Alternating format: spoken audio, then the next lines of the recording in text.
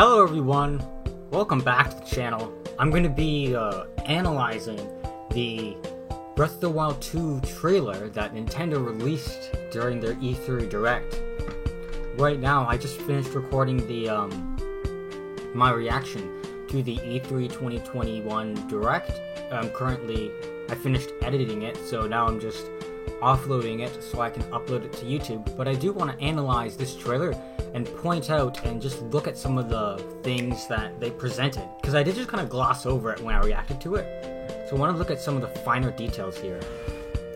We could see right there that Link's hand is actually being covered by the Calamity, which is interesting, because in the first trailer we actually saw it was the green hand that kind of went into Link, not the Calamity. So do both of them go into him? That's interesting.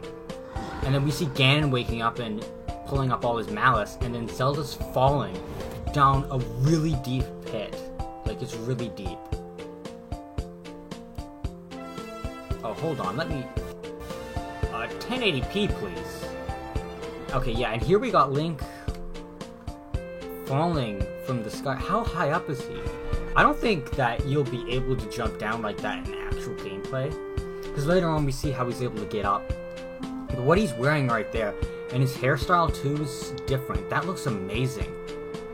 Like that new tunic. Oh, and you can see there. Oh, so that green arm did fuse with him, because we can see it on him right there. The markings on his shoulder, under his arm, and around the beginning of his arm. And then you can see like the green parts on the edge of his hand and arm. And then you can see like the gold or like metal piece that was holding the green substance together.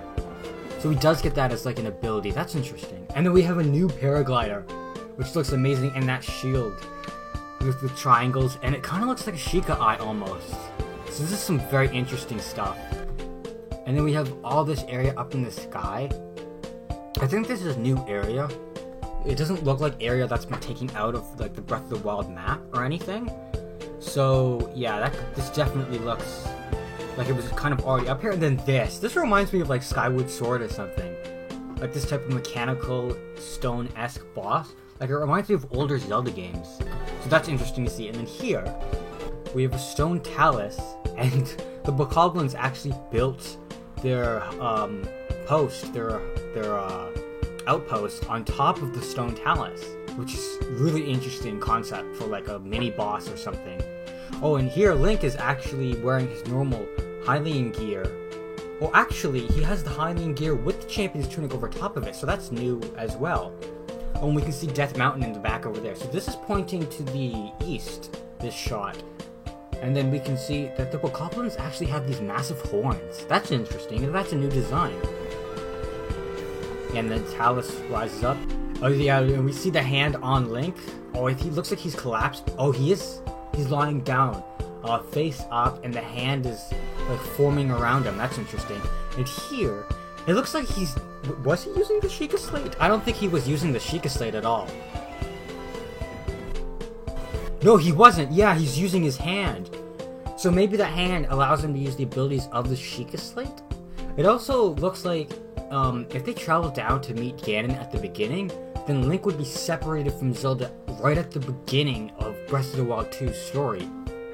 The design on these balls as well is different, because it's like two spears, two halves of a sphere kind of stitched together with the spikes. That's really interesting. And that's a new type of stasis. Like, it's like everything around him freezes. It kind of reminds me of like Shulk or Mithra's ability from Xenoblade Chronicles and Xenoblade Chronicles 2. Like their Foresight ability, where they can kind of like see into the future. This is kind of similar, because like it stops time, kind of. It doesn't, or like, well, I guess it stops time for the spiked balls, but it doesn't stop time for the enemies moving around. So I guess the screen turning gray is more of an aesthetic effect. And here, yeah, he has like a thing on his... Ooh. Is that a Zonai? That is, isn't it? A Zonai dragon thing. Oh, and it's a shield. That's a shield. Interesting. So that's not a part of his hand. I thought that was a part of his hand when I first saw this trailer. And what is this kind of boss or something? With like the pedestal in the back over there? That's interesting. Oh, and here the water forms up into like a little crystal. And here we see Link actually jumping. He has longer hair. So this has to be later on in the game, and then what we were just seeing previously probably is earlier on in the game, I'm assuming, because he has this Hylian tunic there and whatnot, and his hair is different, his different clothes, but it looks like the way he gets up to the sky is by using the power on his hand and jumping through the stone right here and then appearing on the top, almost like liquidy like that. And he kind of did that with like that pool of water when it formed up into like almost a droplet or like a crystal. So the hand probably gives him the ability to do that. And over to the right, that kind of looks like a temple or something. So I'm going to go ahead and assume that some of the dungeons are going to be in the sky. Maybe some of them are going to be underground. I'm still really looking forward to that. That'd be a really cool duality, having some of the dungeons underground, some of them in the above the sky. And then of course having Hyrule Castle kind of revamped, maybe with newer areas and different types of stuff in it, as like the final dungeon similar to Breath of the Wild. But we can see below, this is like Thunder Plateau or something, like the area with the giant rock mushroom things and the plateau with like the Thunder Shrine by it. And that's also the area where you go to fight or to reclaim Vah Medoh and Vah Naboris in Age of Calamity as well. So we know where that part of the map is. So like right over here is like the canyon, and then right over to the right of this off screen would be the tundra region. What's it called? Hebra. It's called Hebra. And then over on the left would be the Gerudo area, I think. Or was that the Gerudo area in the distance? I think that was. That looks kind of like the Gerudo Highlands. Because I'm not sure on the angle of that. And then here we have Hyrule Castle rising up, which is amazing. Some of it's being destroyed. That looks so cool coming out of the ground. It's like they really updated the graphics and stuff. It reminds me of Age of Calamity, because like they took Breath of the Wild and they just made it look even better. Like the map, I mean, and like the different mechanics and stuff in the game. So this is very cool, and then it just kind of fades out here. So this is just kind of like the second half of the first trailer that we saw, which is super interesting. I imagine we're either going to get some more trailer or gameplay or something either later this year or in 2022, depending on when the game releases. I don't know. We don't know how far along it is in development, so it might release at the beginning of 2022, which I'm hoping it does. But it also might just release at the end of 2022, like a holiday 2022 release. Worst case scenario is pushed back, but I don't think so.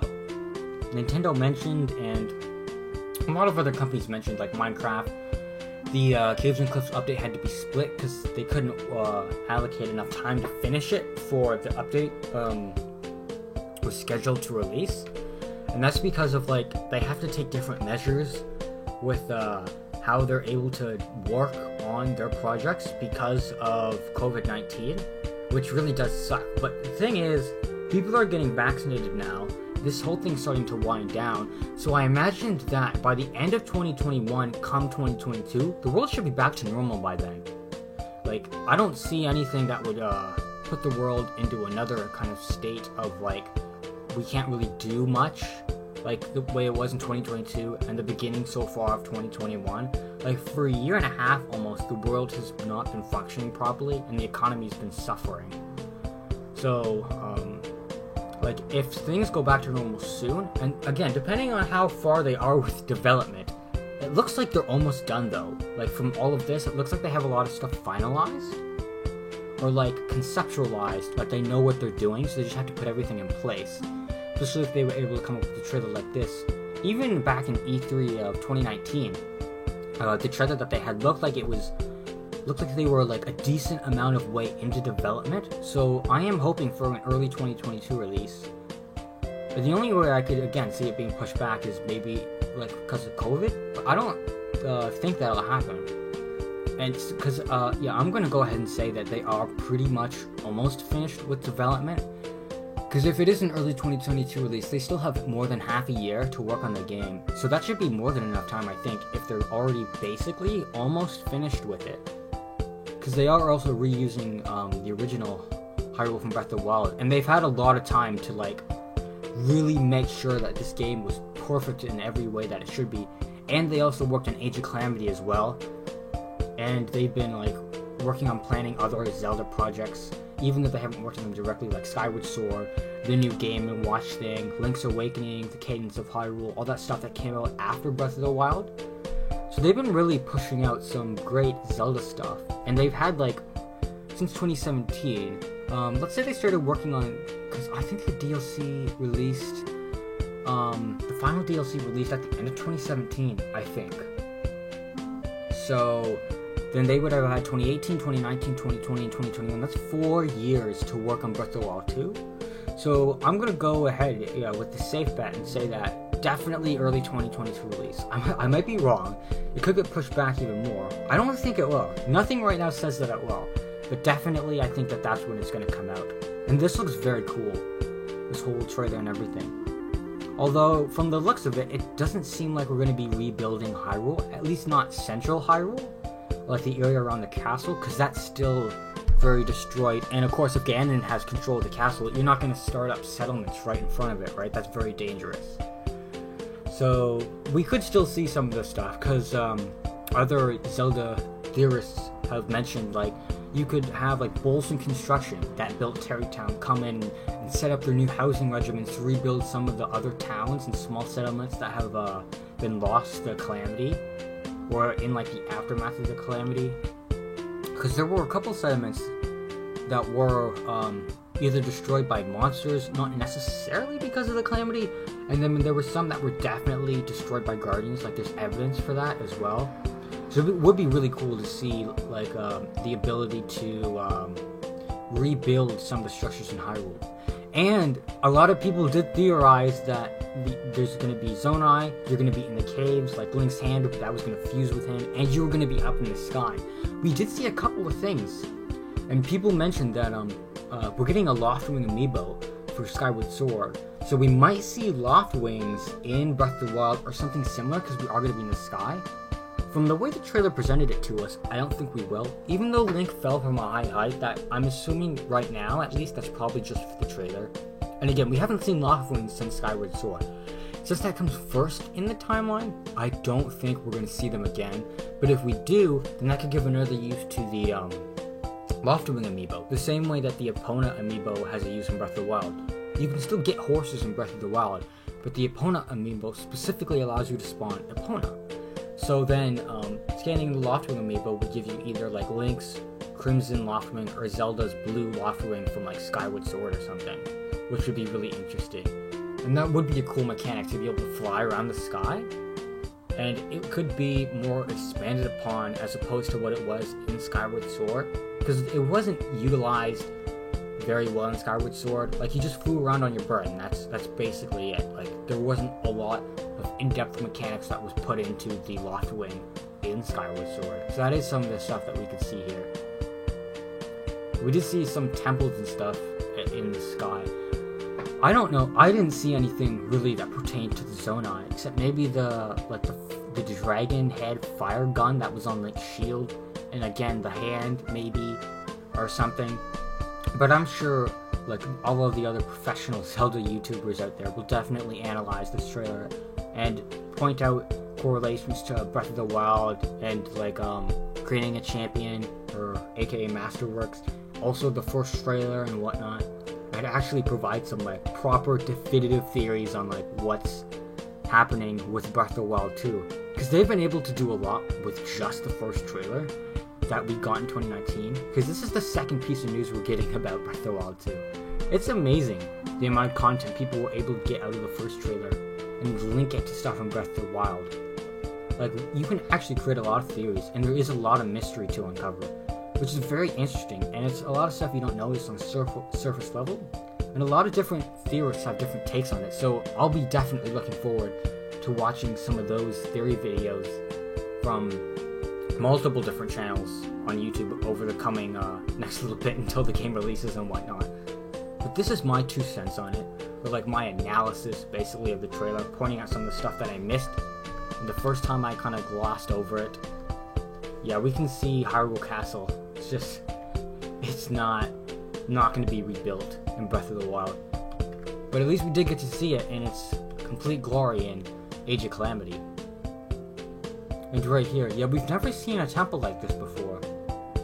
Like that. It's interesting. A lot of the new stuff in the sky looks like it's brand new. Same with the trees and the structure of the ground and stuff.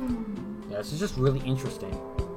But that's gonna do it for like my analysis of this trailer. Pretty much me talking about it. Again, this is gonna come out like after my Nintendo Direct reaction later today on Tuesday. I'm releasing these the day of that they're released by Nintendo. So thank you guys so much for watching this analysis, this opinion of the trailer, and I'll see you guys in the next video on the channel.